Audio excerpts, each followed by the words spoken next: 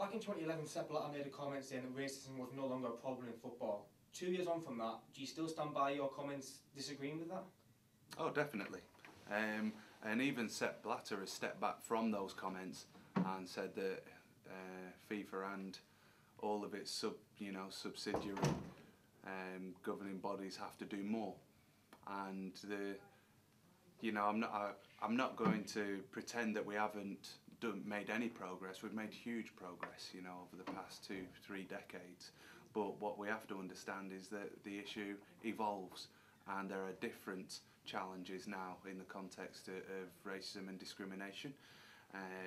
Things like opportunity, progression, untapped resources like the Britishisation, the socio-economic difficulties. There are different levels and types of discrimination that are going on in the game, but we are still seeing incidents of overt racism. So we have made progress, but it is still a problem. Obviously, Rich Humphries is now the new PFA chairman. Have you spoken to him? Give any advice? Oh yeah, of course. Yeah, Rich has been on the management committee for the whole while of my chairmanship, so we know each other well.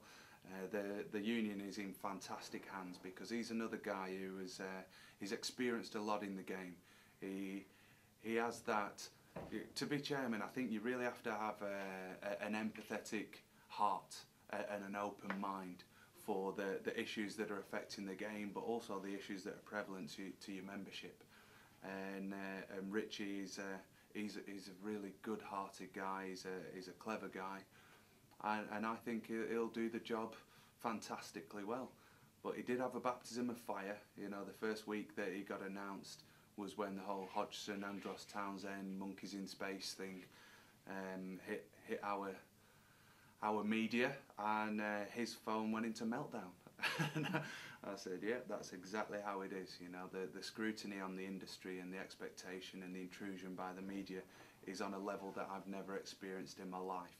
But I have no doubts that he has the shoulders and the mind to deal with that.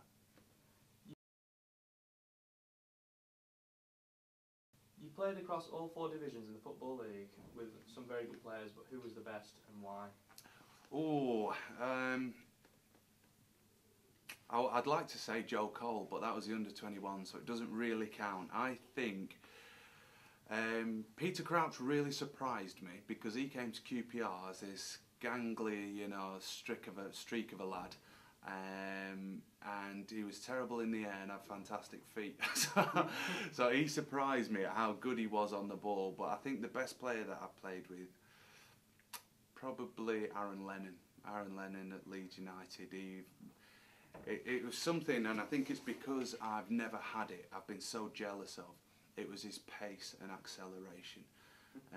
He and Mark Overmars had the greatest acceleration that I have ever seen. I've played against quick players, and that's fine because you learn to work around that.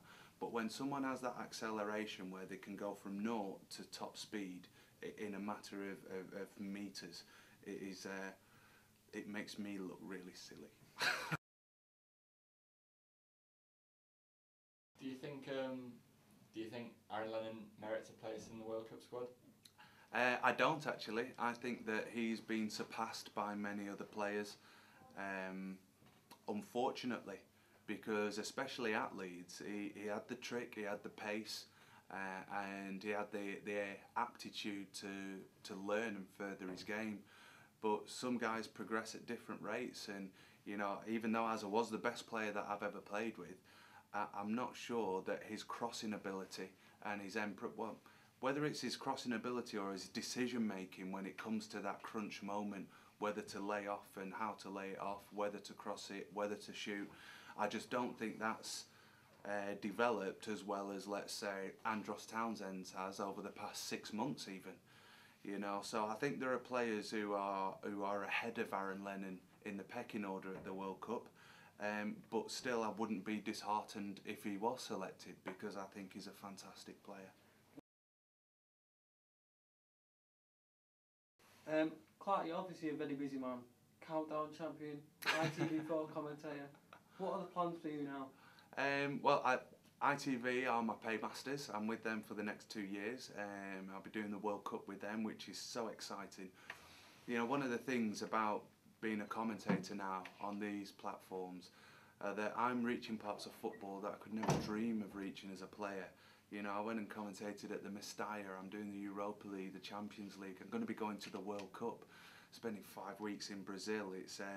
I've got that excitement about it that I had about football when I was 16, 17 years old. So my plans are to immerse myself in this industry, work as hard as I possibly can, and get as high as I possibly can. You know, just like I have done with everything else in my life, I'm going to commit myself to try and be the best. Have you decided on a catchphrase or sound, a la Gary Neville? Whammy! Whammy! No, I haven't got one. I haven't got one. I like the sound of that one though. I'm more in line with Alan Partridge than Gary Neville. No, I don't know. I haven't got a catchphrase, and I don't think I'll have one because it's one of my pet hates. You know, I think I like it's a profession, and as a profession, you need to be professional. And I'm learning an art, so I don't want to be facetious about it before I've even started. Do you not miss playing at all? Opening game of the season was a tough day because that is the greatest day of the season for every footballer. You know, the end of the season, success dependent, eclipses it, but that's only for a select group of footballers. Every footballer, the opening day is just hope, excitement, anticipation, anything's possible. And when that came and went this year, and I was, where was I? I was at a shopping centre with my wife and children, desperately not looking at the scores. Yeah, that was quite tough, but withstanding that, everything else, it's just been a relief, if I'm honest. You know, my best days left me in 2009-10, and then after that I took on the chairmanship of the PFA, and it's been tough. It's been stressful.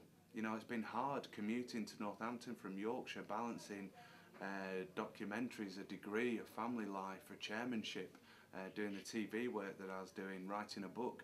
I was juggling for a number of years, and it's so nice to relax and do the school run and go to a kids' party on a Saturday and just sit at home and have a Sunday lunch. It's fantastic. I'm revelling in the mundane.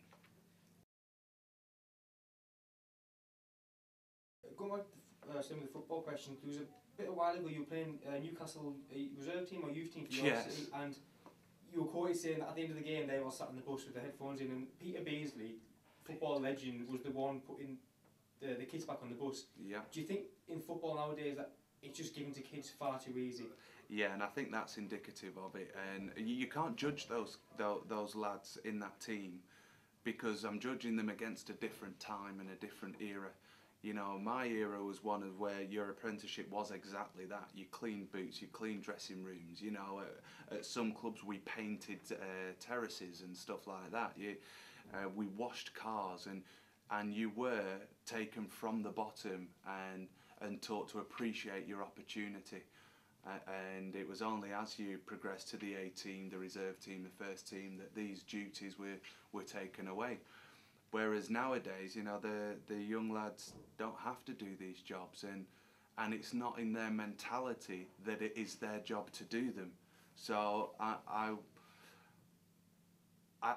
it would surprise me if any of those young lads on that bus thought it was wrong that they were on the bus and Peter Beasley was pushing the skip. It's more likely that they thought he was doing his job and they'd done theirs. And I think that's the difference. You know, we put a lot of things on a platter for the young men of today, and that it breeds a generation of entitlement. It breeds a generation who do have a fancy BMW or a fancy car, a nice watch, the Beats by Dre headphones, Louis Vuitton wash bag, and they've never even played a first team game. You know, and it's almost like the trappings of success come before the actual success of their career. It's a very different time. It really is, and I think it behooves us all to maybe go back to a little bit of working for what you get.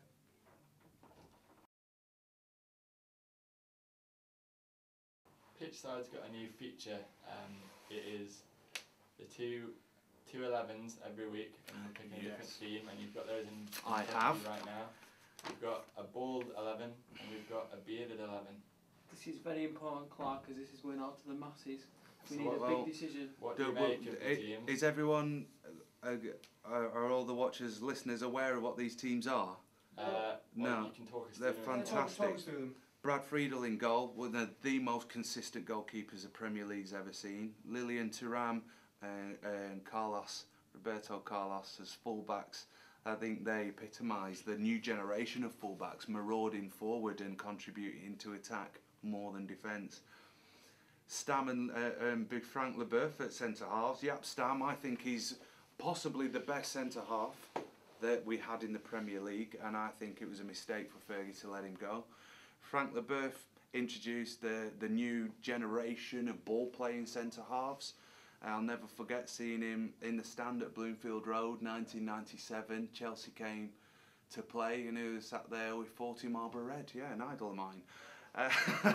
Would you not gain that back four then, Clarke? No, I'd have two hopes of getting in that back four, and Bob Hope died in 2001. Midfield four, Iron Robin. Well, we've seen what he's destroyed many a side in the Champions League. Wesley Sneijder and Tamuri Ketsbaye. I think that's where it falls down.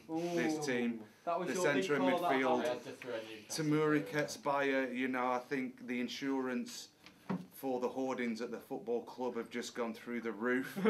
But it just brought it back round with Zinedine Zidane. But, I think he's the greatest midfielder the world's ever seen. Creatively, with his technique was just utterly phenomenal. And what a front pair this is. Koller and Janker. Jan Koller and Karsten Janker. They are battering rams of the highest order. They're going to need to have a strong centre-half partnership in the other side. Physically strong. And this is what I think might be key. The Beard 11, Howard in goal. Yeah, again, a very consistent goalkeeper, reliable. But the centre halves, Piqué and Mellberg. Mellberg liked a good rough and tumble. He did like a rough and tumble, but he's not going to be able to cope with both of them. No. If I was playing against them, then whoever Mellberg was marking, miss him out. And just put the ball on Piqué and Koller Janker, destroy them all the time. But to cover them, Zambrotta and Xavier, the fullbacks, Abel Xavier, they're the opposite to Thuram and Carlos. They're hard workers, they're grafters, and they will put in the hard yards. But I like this midfield five.